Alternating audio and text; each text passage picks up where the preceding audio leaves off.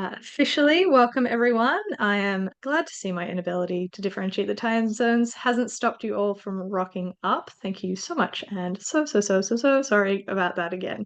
Ollie will be getting messages from me for the rest of the year being like, what time zone is it? What time zone is it?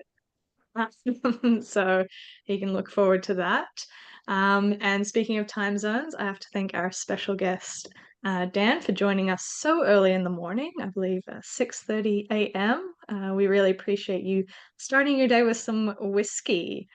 So even if you're not Absolutely. partaking, Dan is one of the founders behind Penelope Whisky, and we're very grateful to have him joining us to tell the story of the brand and to answer all the questions you guys have. But before we dive in, just the housekeeping to go over. You might have seen our virtual tasting housekeeping video we share in the Zoom link email. It goes over my usual pointers of 6 glasses if you have them. Doesn't matter too much if you don't. It just helps go back and compare between. Don't drink and drive is obviously the most important one. We encourage responsible drinking. We always love to see your tasting notes and questions in the chat. This is a great opportunity to get any questions answered. So pop them in the chat, and I'll do my best to get answers for them all. And please put your tasting notes in the chat. I absolutely love seeing them. I'm going to quickly go through the tasting order verbally.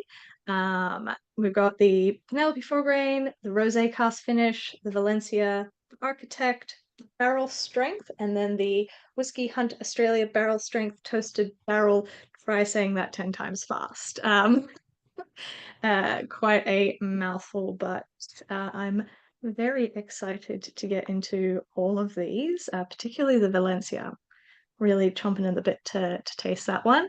But now that the official business of the tasting is out of the way, I would recommend opening up and tucking into your first whiskey, the Penelope four grain, and I'll pop the tasting in the chat, tasting order in the chat. And I will hand it over to Dan to tell us about Penelope brand, how it got started, where this liquid comes from. Absolutely. Hey, thanks for having me. I really appreciate it. Yeah, it's 6 a.m. I might not be joining you in the tasting part of it, but I guess it is part of the job. Um, what time is it there? It's 8:30 p.m. So a Okay. little bit more suitable drinking hours for us down here. So good But evening. we appreciate the the hustle and the that you're making for us to be drinking so early. My kids are up at 5:30 anyway.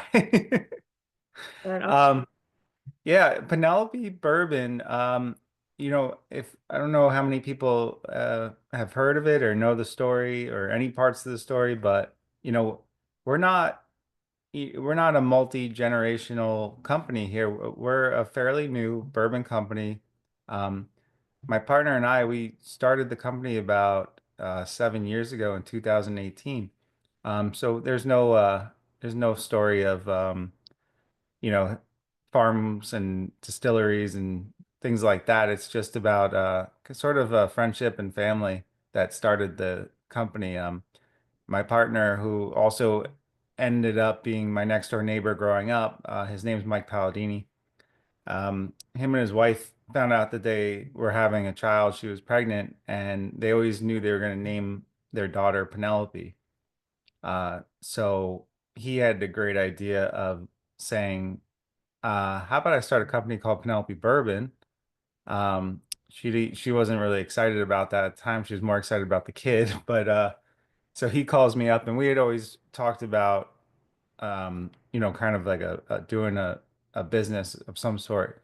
And we were just whiskey enthusiasts at the time. We loved having a glass of whiskey, bourbon. I had started on Scotch, a long time ago, and I started moving into bourbon, and I was really starting to get into it, and so was he.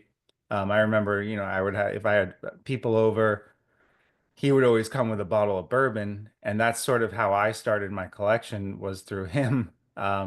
So we were just enthusiasts. We weren't any major collectors or connoisseurs, or I could probably not even name two tasting notes at the time. But so when he had this crazy idea, I was all on board. And so if we were going to start a bourbon company, we needed whiskey. And so that was the natural next step. And he found this article. It was an NPR article, and it was called the largest distillery you've never heard of. And it was about this distillery called MGP at the time.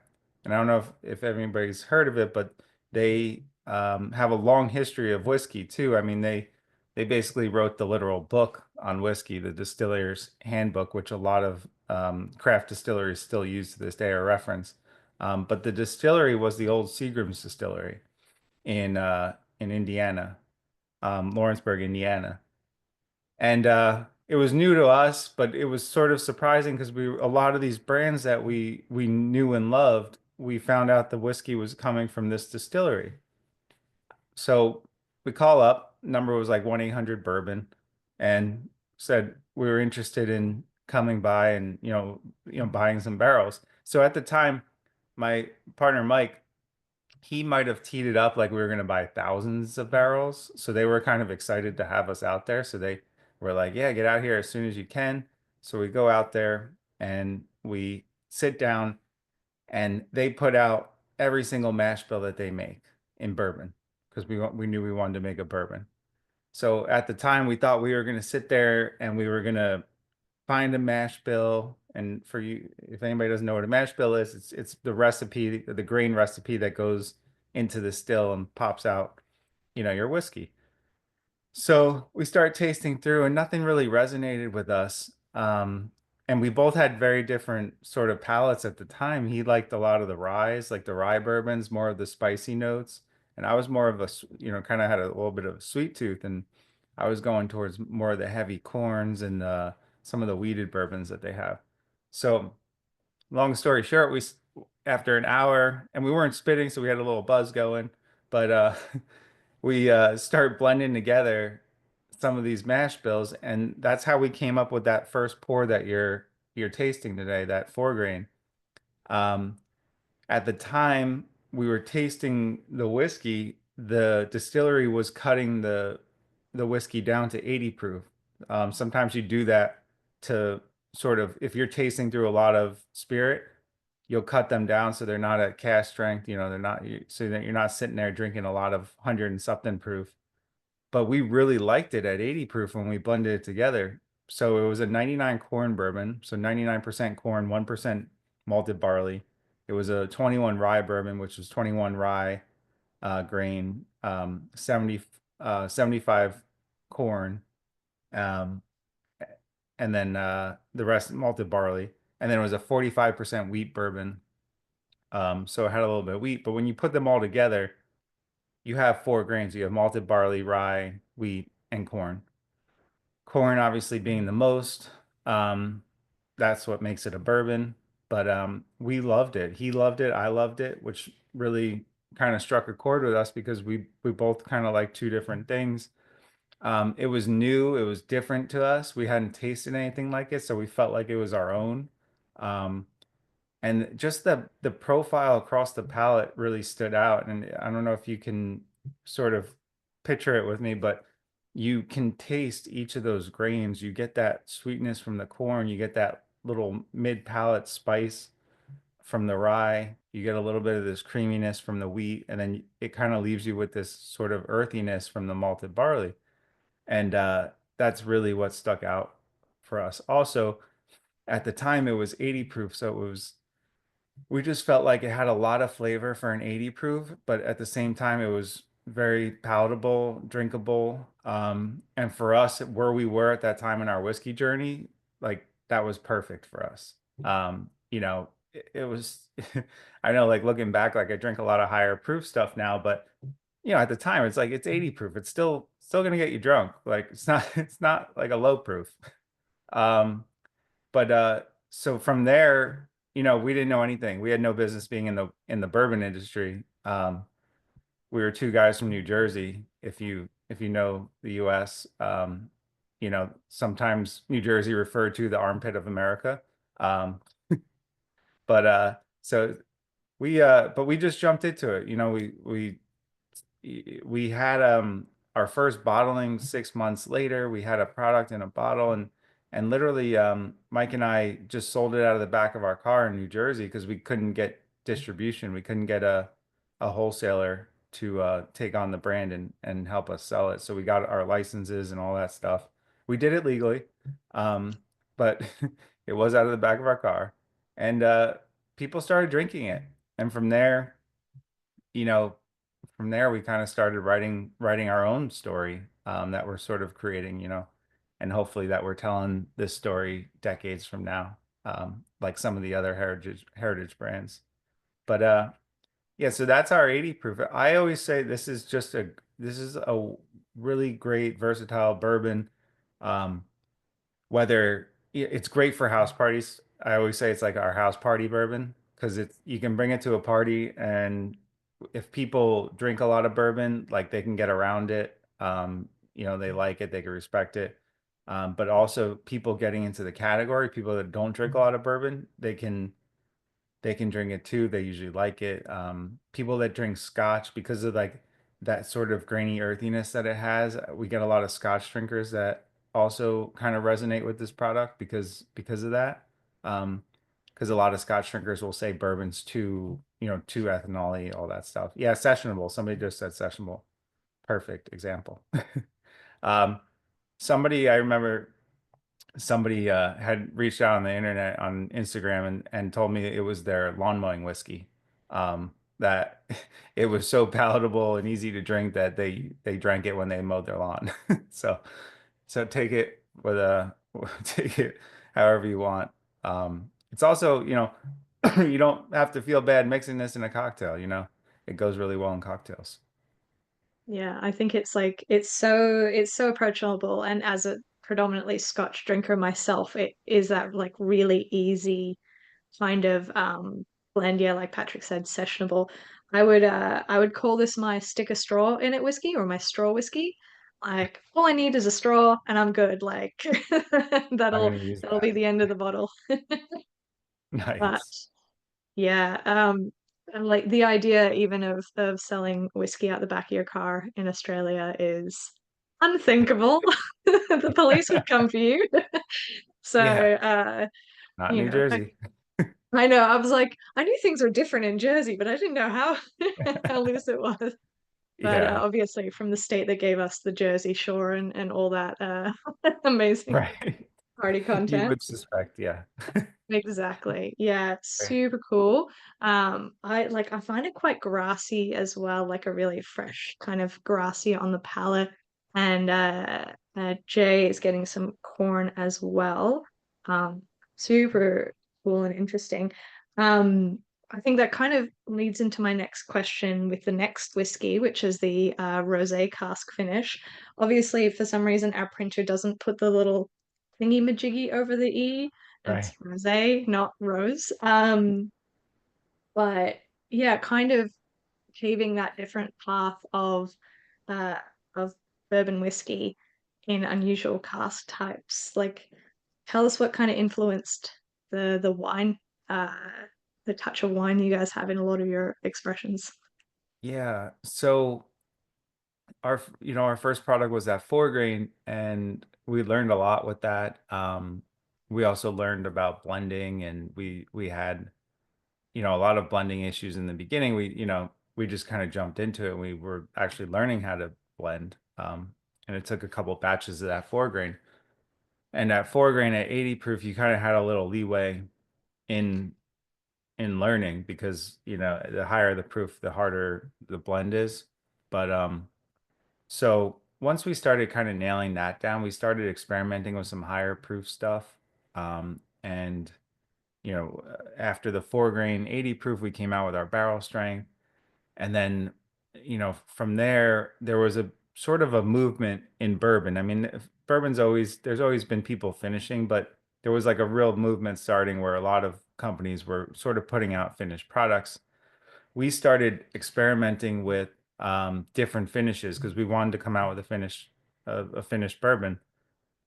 So we were going through different types of finishes like Oloroso sherries or PX sherries, cognac finishes, and we were just kind of experimenting with these small little X sherry barrels or cognac barrels. They were like 55 liters, very small. Also, we were doing these tastings at dinners, like at restaurants, and the restaurants would be like, "Do you have three products? Because we have three courses, so we need a pairing for each course." And we're like, well, I guess we got this whiskey in a barrel. So we used to bring these barrels into these restaurants and we'd roll the barrel right in and we would just thief it out. And that would be our third pour. So we are using them for that too. But until well, one day we finished the dinner and I would I would roll the barrel back out and I'd put it in my car and I'd drive home or whatever. But I'd put the seatbelt across it to hold it in place. But I stopped short one day and the barrel went forward and it broke open and 55 liters of bourbon all over my car. Um, and it fried the main computer of the car because I don't know why they put it in the floor of the car, but they do. So it was actually a total loss to the car because that little computer ended up being like $16,000. Anyway, Jesus. Man, I'm so glad my car doesn't even think for itself. It like I can drive without my seatbelt on and it's like, oh no. insurance Jesus. company was like, "Wait, what liquid was in the car?" I was like, "Ah, here we go." But so one night, Mike and I were talking on the phone, like we would every night, and we were talking about the finishes, and we were like, "Well, should we do the PX finish? Should we do the Olorosa finish?" And his wife was walking by, and she goes, "Why don't you do a rosé wine finish?"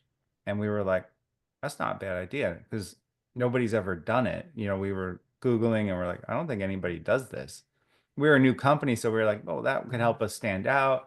Like let's let's think about this a little more. So then we call our barrel guy, this guy Rob, who usually gets us all of our finishing barrels or our new barrels. He works for Speyside Cooperage, but so we tell him this great idea. We were all excited, and he's like, "What are you talking about?" He's like, "Rosé isn't really finished in oak." He's like, "If you do get a winery that does put it in oak, it's usually just like a couple barrels, and they use it to like sort of give the tank a little nuance, right? It's usually done in those big stainless steel tanks."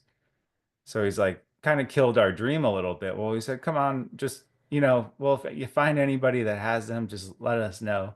So he's like, "All right, it's going to be like a needle in a haystack." So we kind of gave up hope.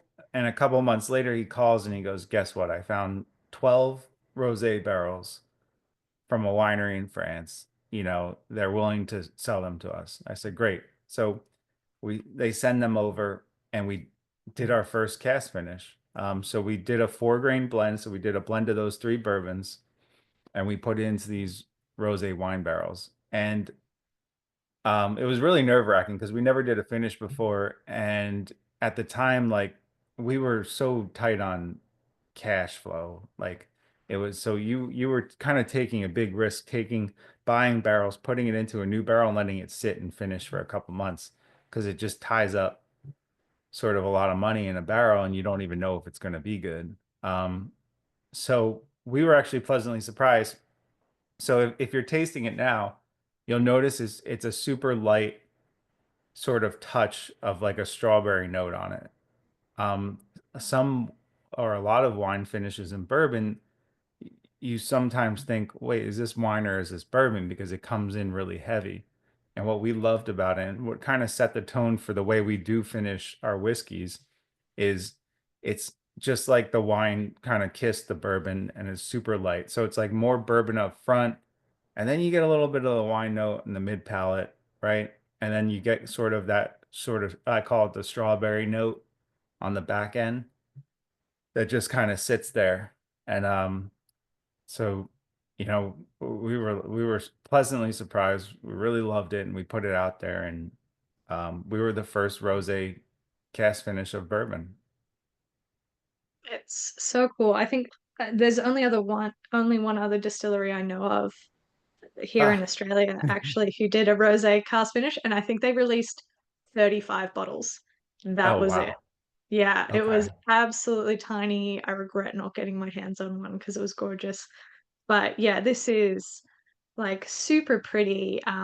There's this lolly here in Australia called strawberries and cream from Allen's, Mhm. and it's giving me that like jellied strawberry cream thing to it. I can't can't think of if there's a similar thing in America. Um, Nothing's coming up to my head, but yeah, it's so lovely. But then you get that kind of white grape, lovely kind of acid soft touch towards the end as well. Yeah. Super, super cool. Yeah, Patrick is pleased to hear you say strawberry because he got Yeah. strawberry creamsicle on it. Oh, Um, nice.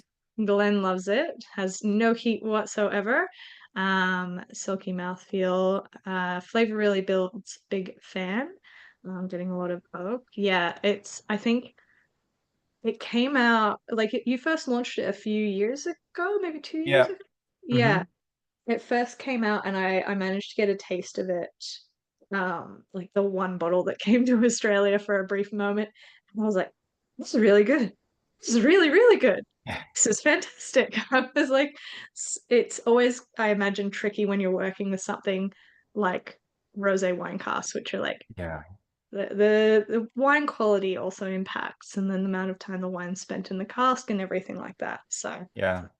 So at one point, because we got those 12 barrels that first go around, right? And you can usually get 2 to 3 finishes out of like a finishing barrel. Usually it just increases your finishing time a little. But we started growing that brand a little bit, and then we started running into an issue where we couldn't get the rosé barrels because not a lot of people do them, and then a lot of people don't want to give up the barrels. So at one point, Mike and I went to France and we created our own rosé, um, and put it in barrel, and just to get the barrels. So we basically, and then the guy's like, "Well, what do you want me to do with the rosé? Like, it's yours." And we're like, "Well, we, I guess we'll put it in a bottle." So we ended up releasing a rosé wine at one point, and I still have like pallets of it sitting in my garage. Oh man. I mean, there are worse things to have pallets sitting in your garage of, but rosé wine's not a bad one. No. Um, yeah, The that other would thing be is the product, the rosé finish will actually sort of like wine will change the longer you hold on to that bottle. Um, that wine will develop and sort of change the finish in an interesting way. yeah, cool. Jay's got a quick question of how long was it in the finishing barrel for? About 3 months. About It's three usually months. 3 months plus or minus a couple weeks, depending on like time of year, the weather, and if it's the first fill or second fill, third fill of these finishing barrels. Yeah, cool. Well, that kind of leads into how long potentially the next one was finished for the Valencia. This Yeah. is orange wine, is it? Yeah. So it's a Yeah, so Spanish cool. orange wine. It's not from Valencia, Spain. We just like the name Valencia, so that's a different area. Um, it's from Haluva. I don't know if I'm butchering how you say it, but Don't worry, I do it all the time with the Spanish words and names. It's taken me about 10 years to get well practiced at Manzanilla. oh, okay. See, I'm not even gonna try that. Yeah, that's all good. Yeah. Valencia. So we started kind of we liked where the rosé was. There was a lot of good reception around it, and we kind of just got all excited about doing finishes. Also, when we did the rosé, we always had this small little warehouse in New Jersey that we just did our distribution through. So we didn't have any stills. We weren't bottling any product there. We were sourcing out all the bottling to these places in Kentucky. And when we were doing the rosé finish, we realized that we had to sort of be on the the place's schedules, as far as when we fill the barrels, and then even just pulling samples and tasting, going back and forth. It was tough. And we said if we're going to do all these finishes, we need to be close to the product. We need to be able to like fill these barrels, taste them every day, dump them exactly when we want because they change really quickly. Um, so we ended up licensing our warehouse. It was small. I mean, this thing was so small and it was in a sketchy part of town too, but it was like 3,000 square feet. And we licensed it as a distillery with the federal government. And we got our permits to do blending and bottling and rectifying in our facility. So we were like, oh, this is great. So we started, thinking, what's the next finish going to be? Because we wanted to get barrels in and fill them and do it ourselves and, start bottling our product and, just being more hands-on, which was important. And I think our brand as a whole really took off when we took that step. Just the innovation that came out was a lot more. But the Valencia product, were we used to get our sherry barrels from this guy, Miguel Martin in Spain. He owns the largest, they call him like the sherry king of Spain. He's the largest producer of sherry, all types of sherries, quality sherries to like table sherry, or cooking sherry. Uh, but he kind of does all things sherry, and he does oak. He's one of the largest cooperages too. But he was a great guy to meet, and he kept talking about this orange wine that he makes, and it's not imported into the US, so we were kind of in the dark. And it's not the typical orange wine that most people think of, which is more of a grape wine. This is more of it's almost more of a spirit, that's then sort of finished in barrel with macerated orange peels. So you get this really deep, rich, um, orange flavor from it. I mean, the stuff looks like motor oil. It's so dark in barrel. When they bottle it, they cut it down so it kind of opens up and, is a little bit lighter. But we were drinking this orange wine and it's so rich and delicious and decadent. And oh my God, I wish I had some right now. I would probably drink it. But we were like, this would be a great finish. And when we kind of test our finishes, we just take a little bit of the wine and we mix it with our bourbon blend, just 3%, kind of gives you a rough idea of what a finish would be. Um, so we said, yeah, let's take some of these barrels, let's buy some of these barrels, bring them over, and we'll do this orange wine finish. So we bring the barrels over.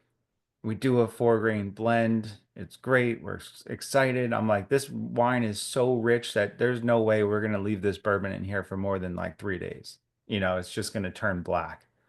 And we fill the barrels and I check it in 3 days and I'm like, there's, I don't even taste anything. I just taste the bourbon. Where's the wine? I don't get this. And the barrels were still wet. They were fresh. There's no reason why it shouldn't have done it, but for some reason we weren't getting the finish out. A couple more weeks go by, no finish. A couple months go by. Now it's becoming like bitter. And I'm like, I just ruined $75,000 worth of bourbon. Great. And my partner Mike at the time was like, because we thought it was gonna be so quick, so we told all our distributors, hey, we're gonna have this new finish out, we'll get it to you in a month. So it's like 2 months have gone by and Mike's like, where's the product? Like, everybody wants it, everybody was excited for it. I'm like, oh, it's just not done yet. And he kept asking me. So because every time he would come in the warehouse, he would have to walk past them and he'd be like, what's up with these barrels? Why aren't they done? So I don't know. So I sent them to Kentucky. So they were out of sight, out of mind. And he stopped asking. So that was good. I bought myself some time, but 7 months go by, still nothing. It's still bitter. So I just kind of chalked it up as a loss, and I was trying to think about how I could like blend out of it or blend it into like other products to like just use the whiskey in a good way. But it was July and August in the U.S., and those are the hottest months. August is the hottest month in the U.S. It's the peak of summer. High 80s, 90-degree weather, especially in Kentucky. And it was in a warehouse there. But I pulled a sample at the end of August after the summer, and the product totally changed. Instead of like this oaky, bitter product, I started getting these like orange citrus notes, a little sweeter. Um, and just like this really kind of it almost tasted like an old fashioned in a in a barrel, like a pre-made old fashioned. And I was like, this is great. I'm gonna dump it right away so it doesn't change anymore. But it would just it changed overnight. I don't know how to explain it or why. I couldn't tell you the science behind it. But for some reason, and then we made the product again. I was nervous the following year, but the same thing. It went through that August heat and it totally changed. Um, so that's Valencia. Again, it's bourbon up front. Still, you still know it's bourbon on the front. You get that. It's a 4-grain mash bill again. It's a variation of our 4-grain blend. It's a little higher on the wheated bourbon. There's 16% of a wheat grain in there, 74% corn, 7% rye.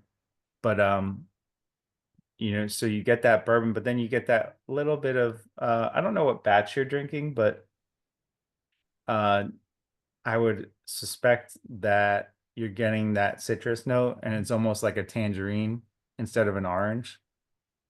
But you get that cocktail and you get a little bit of like almost like a drop of sugar on the back end as it goes down. Yeah, it's gorgeous. Yeah, unfortunately, I don't know which batch we have either. That's a question only our warehouse guy can answer, unfortunately, because he filled them. But yeah, it's so interesting to kind of hear you say that after that August period, because now when I'm talking to like Scottish distillers, they're like, we don't talk in years or months, we talk in summers. So their whole thing is just like, oh, it needs one more summer or like three more summers before it's ready or stuff like that. Just because Right. that sugar extraction from the wood comes out so much more after heat.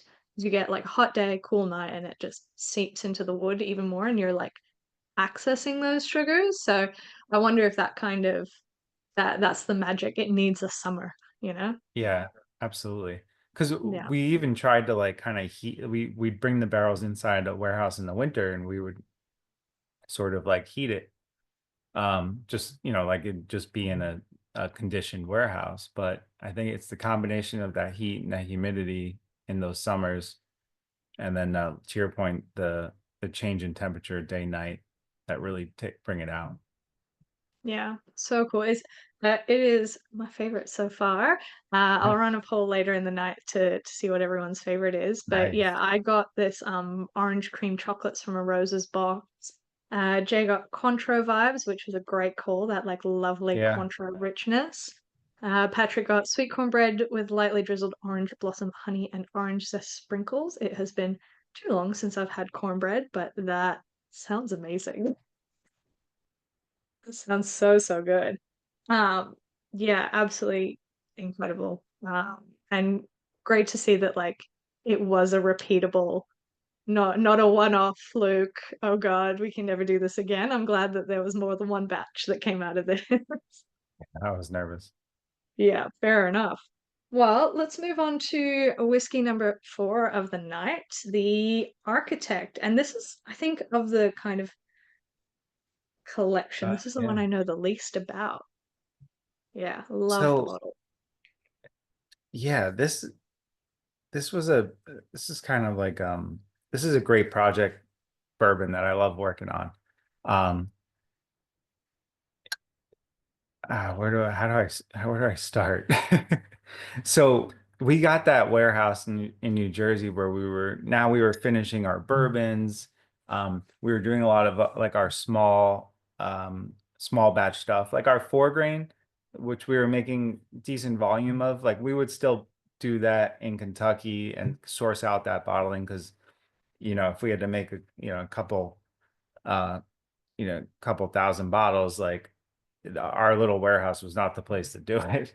We could bottle about 2 to 4 barrels a day, right? So we could do not that much. So we had like little hand labeler and the whole it was a pretty interesting operation. But we came out with a toasted product. I don't know if I think that's the special, that's the next one, right? We've got the barrel strength next, and Okay. then got toasted barrel strength, but I think there was a Yeah. toasted architect at one point. Yeah. No, there was the last pour of the night's the toasted. So we then came out with a toasted where we finish the bourbon in new oak barrels. Um, I'll tell a story about that later, but essentially like we had zero consistency with our toasted product in these new oak barrels. And I eventually found out why. It's just how they make the barrels and like the whole thing with you know, you don't know that every barrel is not the same. But I was like, well, what can we do to make something consistent, you know, or like really sort of manufacture a taste profile? And that's how Architect came up. So talking of our barrel guy, Rob, who at that point still on board, still having weekly, monthly calls with him. He was a great sounding board. He was an ex-Som. Um, so just kind of knows guy's like an encyclopedia of everything whiskey and wine. You know, and he's been all over the world, you know, like so he has firsthand accounts of like where he's getting and sourcing our finishing barrels from, which is important because you just never know. So the quality of the finishing barrel is so important. I can't stress that enough. Um, because I've had some bad finishing barrels, you know, that I didn't go through Rob on and, you know, it just turned out to be a nightmare. But so I really wanted to create a product that was sort of repeatable, but also that you could really dial in. And that ended up being this architect product. So sometimes when we make new products, um, we do it in two different ways. We either come up with the liquid first, and then we develop the name and the sort of package around that, or we develop the name and the package, like we have a cool idea for like a brand, and then we're like, all right, well now we have to make the whiskey that goes with the package. In this case, we developed the whiskey first, and this guy Rob said he's working with a cooperage in France called Redoux, and they came out with this product that they use in the wine industry solely. And it's a, oh, I actually have some. It's a literally an oak stave. This is, you know, and it's just a thin piece of wood, sort of long.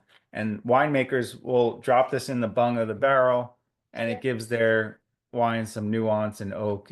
But I said, okay, that's cool. I've heard of it, but like, you know, why is Reduce so special? And he goes, well, they've taken like years of research. And what they do is, you know how oak is so inconsistent. He goes, they've made oak consistent. I was like, okay, I'm intrigued. Tell me. And he said, so the redo, as the oak comes in after, you know, it comes in from the mill. So you have these boards of oak coming in, you know, thick. And what they do is they actually chemically sample each board coming in. And over the years of analyzing all this oak, they've realized that these oak species from wherever they forest the oak from kind of fall into, I think he said like 8 different categories, because there's a couple things with oak that happen over time. It's like one, it's like if you take oak from the center of the tree, it's going to be different than you taking oak from the outside of the tree, right? Think about a 80-year-old tree, um, what that tree was eating, or the environment around that tree when it was creating the, you know, that the lumber on the outside is going to be different than, you know, the new oak that's on the inside of the tree. So they'll separate based on that. And then also, depending on what areas of the forest in France that they pull it from, you're going to have different grain, sort of tighter grains or looser grains. French oak in general is more tight grain than American oak, but so they profile it by that. And then you all heard of like tannins. So they'll measure those in the oak as well, and then separate them based on that. So there's a couple of different parameters that they will separate the oak on. But they know when they end up with their 8 piles of oak that, you know, if you pull a board anywhere in that pile, it's going to give similar properties that are needed in the wine finishing, and which eventually became whiskey finishing. So I said, all right, that sounds awesome. Send it over. Also, it goes through a toasting process as well. So these are toasted staves. So you got your plain oak, which has been tested, so you know it's consistent. And then it goes through an oven at a slow speed and a constant temperature, and then heats it up, heats the stave up pretty evenly, so you get consistent finishing across each stave. So I get these staves, and you can see the end of this is cut because what I'll do is I'll work on a blend of the whiskey, and I'll dial that in just right where I want it. And then I'll take a little piece of this, stave off, and I'll put it in the whiskey, and I'll leave it over an extraction period. And time and temperature play a role into that, which I've kind of dialed in over the years. But you can repeat these blends very consistently, which is cool. And you can really dial in like these profiles. And I can do it, back here in the lab, and then I can go make a big 10,000 gallon tank of it, and it'll taste exactly the same way that I made it here. So I always thought that was cool. And then if you ever get a bottle of it, um, you'll see there's a spider graph on the back. And I guess we should have explained it on the label. It's not very clear, but there's like a little dotted line on the inside. And then there's all these different words around the spider graph, like structure, oak, persistency, fruit. Uh, all of these, all of these notes, these tasting notes, correlate to a chemical profile, chemical compound that's measurable. So we can take the whiskey blend before we add the staves, and we can send it to the lab, and they measure the levels of all these chemical compounds. So that's the dotted line on the inside. And then after the finishing process, we send it to the lab again, and we get them measured again. And then we sort of show you what happened between the whiskey and the finishing part of it. Anyway, so if you're drinking it, my wife she's got better palate than I do. She always says, like, she closes her eyes and she feels like she's in a French winery. It clearly has that French sort of oak note to it. It kind of hits you right out of the gate, and then it's sort of bourbon mid palate, and then very tanniny on the back end. But I always think it's a sort of a decadent pour. I always call it like a little desserty. It's rich. You can tell it's so much darker than our other products. So yeah, that's the story. Yeah, as soon as you said, like stepping into a French wine house, I haven't been, but I imagine that this is that profile, that oakiness, that kind of butterscotch, that dunnage and tannin, and yeah, it's so incredible. Uh, Patrick loves a spider graph. I mean, we're from Australia. Who doesn't love a spider graph here? Yeah. But yeah, it's so cool, and I love Uh, kind of the story behind it, and the Oh, the thanks. Yeah, idea. sometimes when I start going into like those little things, people are like I was like, This is so not no, some groups we like all the love details it. like that. Yeah. 100%. We love it. I'm sure I can speak for everyone here. We are big eats, so we love to hear every little factor. Glenn was asking what number architect do we have. I don't know. Again, our poor warehouse guy is going to get quite the calls from me in the morning, being like, "What was it?" But it's the latest batch, whatever batch that happens to be. It's only been Probably in the 10. country for a few weeks, so batch 10. Oh, cool. And Jay is struggling to pinpoint flavors but finds it quite perfumed. Yeah, perfumed is such like a great descriptor for it. It's still I can Yeah. even taste it now after my last sip. But they were also wondering, they were told that every batch is quite different. How different would you say they are from batch to batch? Like obviously when you're doing your sample testing, oh Glenn's holding up his that's got two different spider graphs on it. Um, but like when you're doing your testing, that convenience for scale up is good from each architect batch. How different do you find them? Um, like you always know it's architect, but And they always have like these chocolate notes. I would say sometimes you get I'd say the tannin levels sort of like the tannicky levels sort of change, or the fruit notes vary a lot, um, and a little bit of like marshmallow up and down, and it's sort of this balance between fruit, chocolate, and marshmallow and tannin. So it it's so consistent between like here and tank. I'm trying to it's this is kind of like a work in progress, you know? And I feel like, and I don't know, like we got to talk about it, but like I feel like this product, I feel like the builds are just our experimentation as I'm trying to like hone in on what is the best build, or what is the best sort of combination, because there's a lot of different factors that are playing into like how it finishes, and the quality and the type of finish that we get. And it's coming down to what's the proof that you started with? Like, what is the dump proof of the barrels, right? Obviously, the whiskey is sort of a variable that I'm trying to hone in on. Like, what is that blend? What is the profile of the whiskey going into before? And then also like time of year, tank temperature. It totally has a direct correlation between the extraction time of the staves. Um, because if you over finish this product, it becomes super bitter and overly tannic. So it's like a fine line there. But my goal eventually is, so I've been collecting all this data, build over build, and trying to figure out like what are all the variables that matter, so that I can essentially hand over almost like a recipe for what is the best architect and what does this product want to be always moving forward. So I don't know. If you ever start seeing architect and there's no more builds on it, then I figured it out. One might say you're handing over the blueprint Oh to make yeah. a terrible dad joke.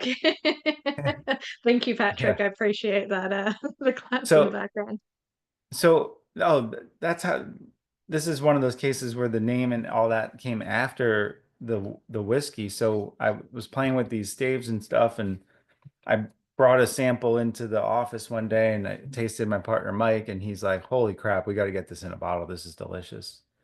Um, and we had a bottling of Toasted coming up in like 3 weeks, 3 or 4 weeks.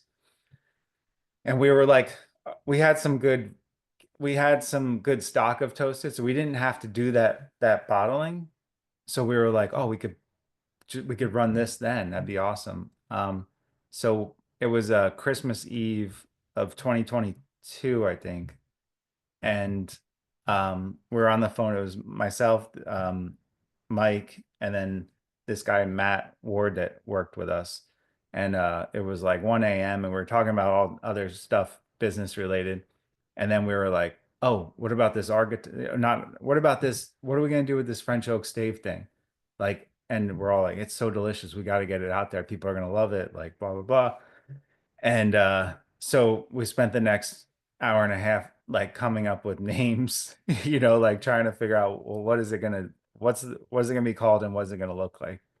And and then we were talking about the way it's made, and how it's fabricated in this way, a very deliberate way, unlike our toasted product where it's like put whiskey in a barrel and see where the barrel takes it. It's like, no, no, we're making this profile the way we want it.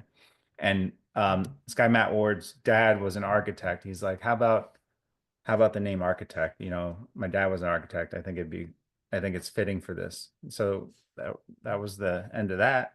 And then a week later, we had this label, which was kind of cool. Amazing. I uh I like that all the best business decisions get made on 1 a.m. Oh Zoom yeah, calls or phone calls. It's on always Christmas Eve. on Christmas Eve, yeah. This is like, when you're about to get no sleep the next day, no Yeah, rest. Yeah, life like cool. that. Well, we might move on to whiskey number 5. I will say though that architect just I think that the later kind of batches of Architect have been more what I lean towards.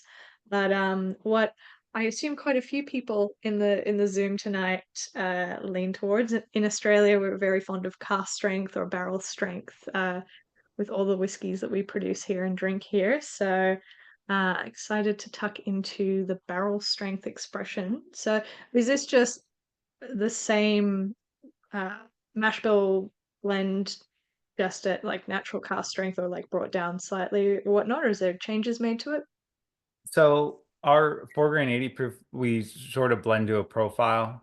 Um, it's pretty consistent. We don't call out batches. It just sort of tastes the same every time we make it. Um, Barrel strength's a little different. So when we first figured out we were blenders that first day at MGP, and we were like, we're mixing bourbons together, like we're great blenders. This is delicious.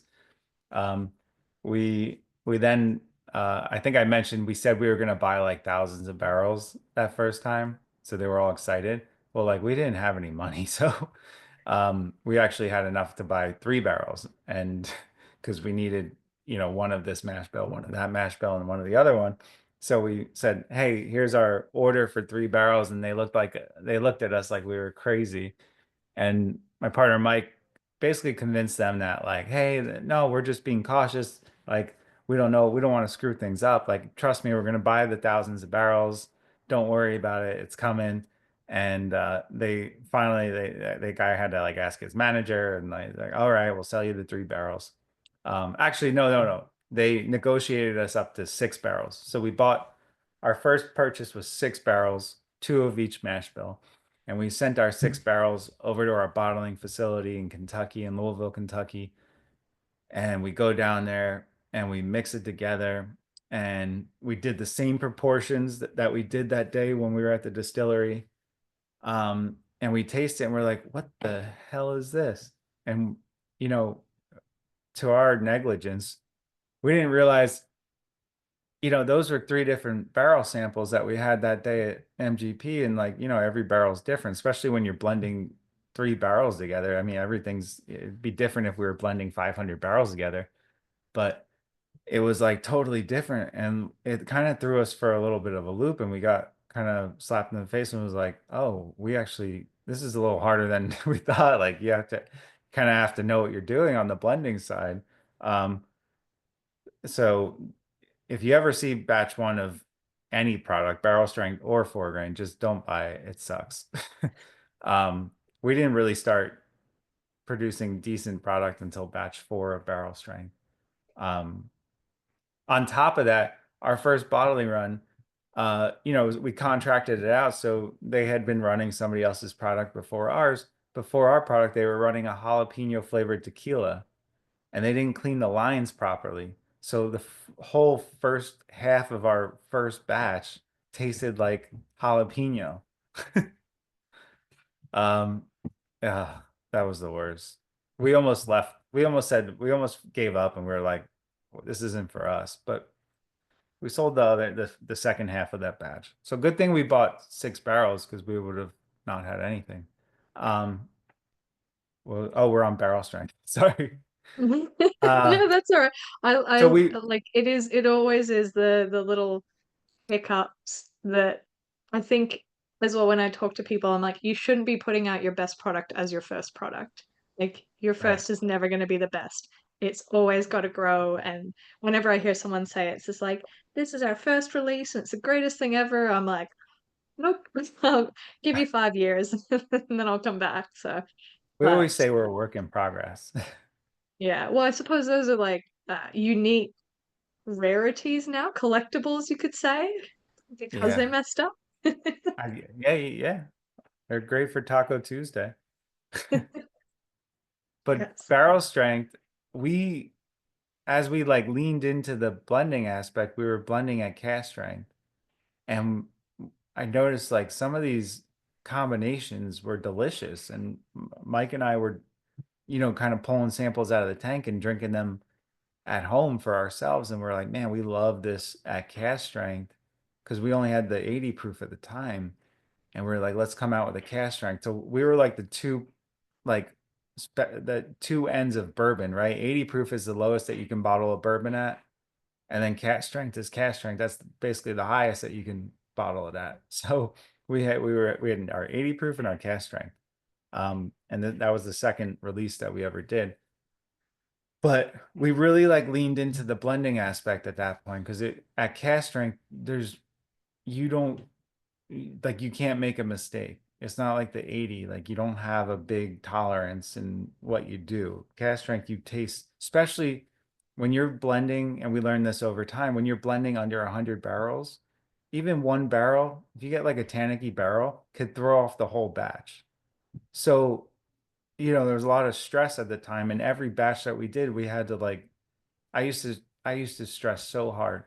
I ended up being the blender of the company because like my attention span is a lot more than Mike's. If you ever meet him or seen anything of him, it's like it's hard to keep his attention for more than 2 seconds. So um, he became our master criticizer of blends. But Professional taste tester. yeah. So, but I used to sit in this room actually, and I mean I would stress for days. I would taste every barrel and like analyze it and be like, am I going to put this in? How does this go? Should this go to our 4 grain 80 proof or should this be part of barrel strength? And, so it used to take at that point, it used to take like weeks to come up with a blend. And at the time I looked at it like playing darts. Just how many times can you throw the dart at the dartboard? Like, if you're not a good player, but you just keep throwing the dart, you're bound to hit a bullseye eventually. So used to take that perspective with blending, where it was like, well, how many different iterations of these blends can I put together and then taste through and pick out, which ones I would like. So eventually, like I would I would narrow it down to, I might have done 80 blends, but then narrow it down to four that I like. And I'm at that point, I'm like, I like them all. I'm just burnt out. And then kind of hand them over to the team and say, which one do you like better? But that was then. Now, I mean, I've tasted thousands and thousands of these barrels. I can blend anything MGP or out of our distillery, any of those mash bills.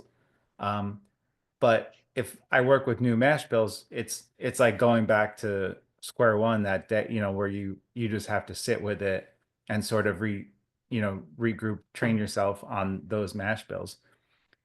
Um, which is fun. But now with the MGP stuff and like our barrel strength, like I could get to a blend very quickly. Like you just kind of like, oh, I know this, that. Um, but at the time, that's how it used to work. So barrel strength is, I always say, it's the blend of the how the barrels want to be blended out of those specific barrels because barrels are so different. Even though it's the same mash bill, it's like, was it made in 2018? Was it made in 2019? Are these barrels that were distilled in December or were they distilled in August? Like you start kind of picking up these traits of the barrels and saying that, they don't want to be forced into a profile. They want to just be blended the best way that they are blended, that they could be. So that's why the profile of our barrel strength changes batch over batch. Again, if you taste it, you're like, oh, this tastes like Penelope 4 grain, right? But, you know, some of these batches could be very different as far as profile. Like some of them are super citrusy, orange zest, fruity. Some of them are darker and like more like those uh like deep caramels or chocolates. And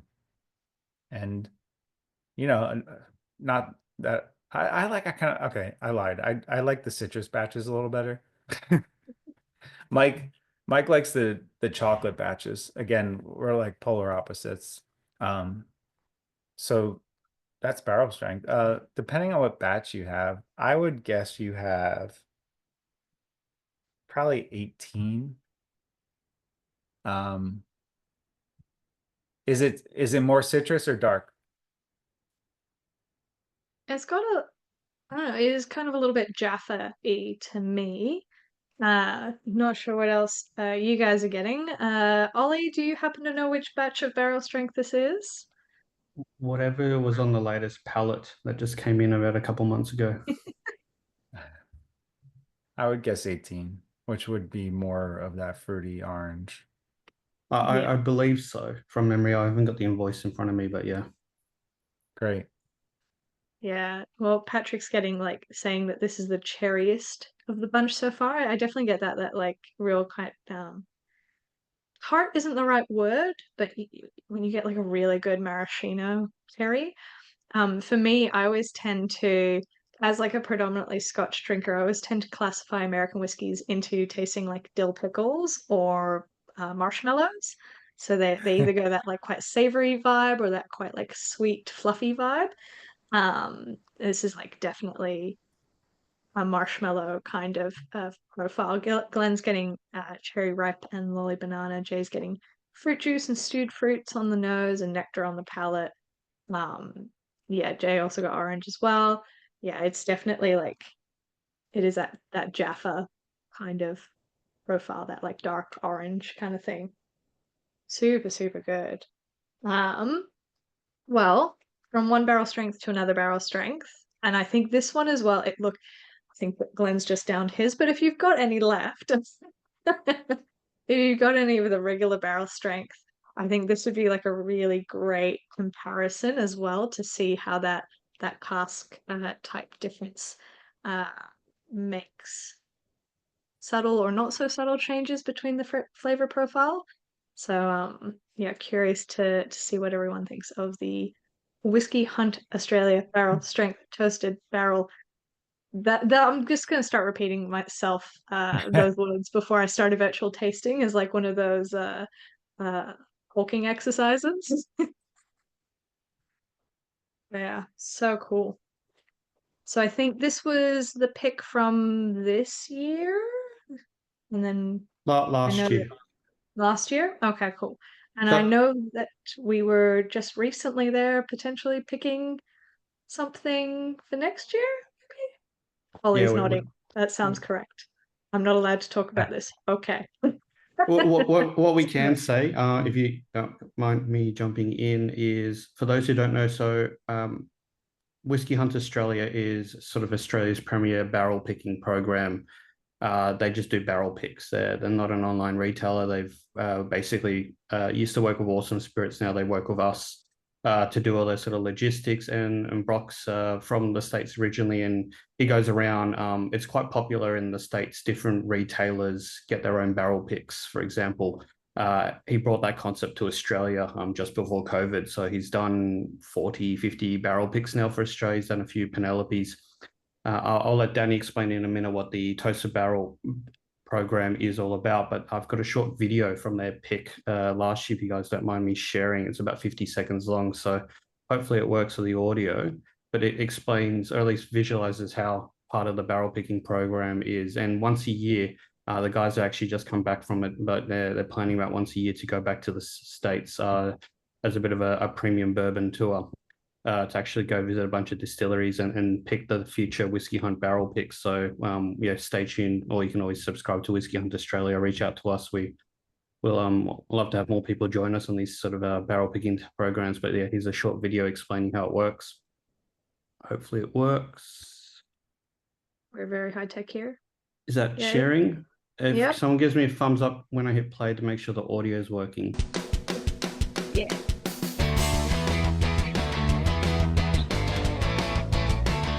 Hey guys, we are here at Luxor Distillers in Bardstown, Kentucky, and we're about to go walk inside and select a bottle of Penelope Toasted Bourbon. So really excited to see what they got in store for us. Come inside, let's check it out. We are super excited to host our friends from Australia, Whiskey Hunt Australia here, for a Penelope barrel pick. They're going to be around town for the next few days in Bardstown, enjoying several of our amazing distilleries here in the bourbon capital of the world. Cheers.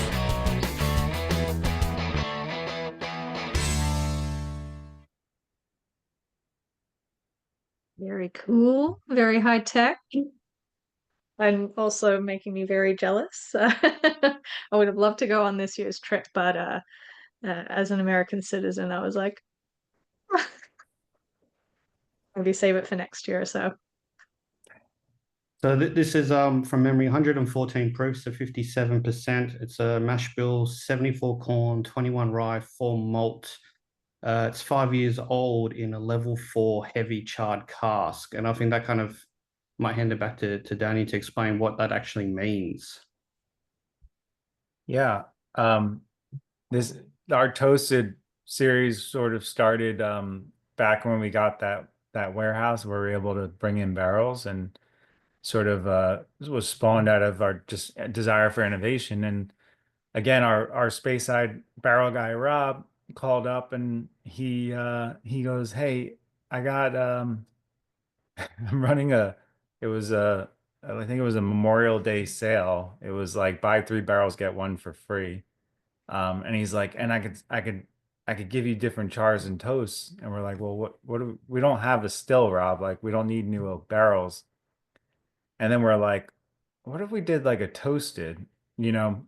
All right, so let's do the order. We got our 4 barrels and we brought them in with different char and toast levels. We had like char 1 heavy toast, char whatever 2 medium toast. We were just, our thought was that we would, fill the 4 barrels with the same whiskey and then see where they go, and, eventually just pick one of them, and that would be our toasted product. At the time, Michter's Toasted was hot. Michter's Toasted, like I couldn't get a bottle of it, and at my local store it was sitting on the shelf for $900, so it was just like, why can they do that? We're going to make our own toasted then at that point. I guess the Elijah Craig Toasted was the other popular one. And a lot of people had toasted products out there, but they didn't really like name them toasted, right? So we just thought the name was cool too. So we bring the barrels in and we fill them, and to our surprise, like they all went off in different directions again. Like, so, and, again, we thought we were going to pick, one char type, but we started realizing that if you follow them day to day and you dump them at the right time, like it's almost like this like little bell curve. It's like you want to dump the barrel at the top of the curve, because the finish can go back down the other way. It's not just, the longer you leave it in these new barrels for, the better the product. It's like it hits a peak, and we learned that quickly. But we also realized that we would invite retailers into the warehouse and taste through the barrels. We realized that some people like the lower char, some people like the higher char, so it wasn't really like a fan favorite. So we just started releasing these small batches of toasted at different char and toast levels. The lower chars we found sort of give off more of these traditional like vanillas and butterscotches and caramels, and then the heavier chars give you like that smokiness, that campfire, that the dark chocolates, the more cinnamon and stuff like that. The toast level, we found that you don't really, with the medium toast, it doesn't come through as much. So like we did a lot more of the heavy toasts. And for people that don't know, the char is where like you basically put fire to the barrel, the oak, and it sets it on fire. So you actually have ignited wood, which creates this charcoal, which is a different compound than when you toast the wood. When you toast the wood, you're just applying heat to the oak, and you create a chemical process that has these different compounds. Traditionally, with the toasting, you get more of like the vanillins and the vanillas, and sort of caramels, and then the chars with that charcoal, you get that sort of darker, richer. You get that the charcoal purifies the distillate as well. But when they make these barrels, our barrels are all hand toasted. So I never realized this till I actually went to the factory after months of sort of doing this toasted process. And I'm like, oh my God, why are they so different? I'd have a char 2 heavy next to a char 2 heavy and fill it with the same liquid, and they'd go off in like super different directions, and they'd be like polar opposites. And they'd be like, what the heck? They're the same char and toast level. So I quickly realized that doesn't matter what they're labeled, because when I saw how they make them, I realized why. Like the charring process is a little more, I guess, calculated. You know, it's like basically like the barrel's coming down the line and they shoot a jet engine into the barrel, and um, it's for a certain amount of time. But even that, like, you know, depending on like the oak and like how it's cut and all that stuff, it's going to ignite different barrel over barrel. So it's going to be a little different. But the toasting process is where I really saw the variance. And it's like some guy, I figured out what they meant by hand toasting. Some guy is making like a little campfire on the factory floor, and he like just puts the barrel doesn't have any heads on it, just puts them over the little campfire, and then he, you know, counts to like 30 or 60, and that's a heavy or a medium toast. um or like he, like, you know, walked away to go light a cigarette and he like forgot that it was on there. I'm like, hey, yeah, whatever. I guess you gotta, so our toasted product celebrates the variance and the variability in finishing oak. You know, even the oak, unlike that redo that I was talking about before, where they literally chemically evaluate the wood as it comes in to the cooperage. You know, American oak is could be very different, whether it's coming from Virginia or it's coming from Ohio. Like, so you have all that variability, and that's why American bourbon is so variable in itself. There you go. Yeah, Yeah. that's an exact science right there. Okay, I can imagine as well between Coopers, one Mississippi is a longer second or a shorter second. Yeah, So you're like got differences yeah, between exactly. there. So So, we so just started having fun with it. So, you know, and even like our barrel program, which is what you're tasting, it's like it naturally creates this variance. And you know, not that it's bad. So like I always look at it, so my job is to just find the top of the bell curve, right? And not really look into like, do I like that nuance or do I not? It's like, when is this optimally finished? And then I dump it. And then, you know, it's up to the consumer or the retailer or whoever's, you know, investing emotionally into that barrel, whether that's the profile that they want or not. So you have a char for heavy, right? yeah, Yeah. yeah. So personally, I like the higher chars. So I like that. I mean, at some point I tasted your barrel. So I do sort of taste through the barrels and pick when they get dumped. Um, what do you guys like as you're tasting it? What do you get picking up on it? Yeah, I mean, even for me, comparing it with the previous one, it's got this like smoky, ashy kind of touch to it, which is really, really cool. Jay has a bottle of the Toasted Straight Rye, one of their favorites of all time. Glenn just said, "Wow," all caps. Love it. Very eloquent tasting note there. And yeah, Patrick says if you've never toured a cooperage, put it on the bucket list Oh, to go definitely. to. Yeah, it is super interesting. Like some of the more industrial ones, particularly with the charring, and they've got like the flamethrowers in the floor, and they just roll the barrel over, jet stream of fire, roll the barrel off, and stuff like that. It is, even on a bigger scale, is super super cool and interesting. And it Yeah, really connects the dots on like whiskey and bourbon, you know, just kind of like, because it's, you know, I guess people could debate all day long, but like how much the barrel influences the final product, and it's like a lot. yeah, yeah, 100%. Patrick also asked if it was new toasted barrel or like an STR, Yeah, like straight it's toast. new American oak. Yeah, cool, cool. I also love the call s'mores in a glass. Yes, 100% with proper graham crackers. Um, but yeah, so so cool. Well, I'm going to run the poll. I'm going to launch the poll now. I don't think I've made anyone but Ollie a co-host, so you can't see the results. I can see how people are voting. You pick your top two favorites of the night. I'm not allowed to vote, but I know what my top two favorites would be. Um, and I'll publish the results in a minute as well. But I believe we have for the tasting tonight, as a thank you. we have a 10% off the Penelope whiskey. I can see Glenn already swearing, being like, "Yep, that's my paycheck down the toilet."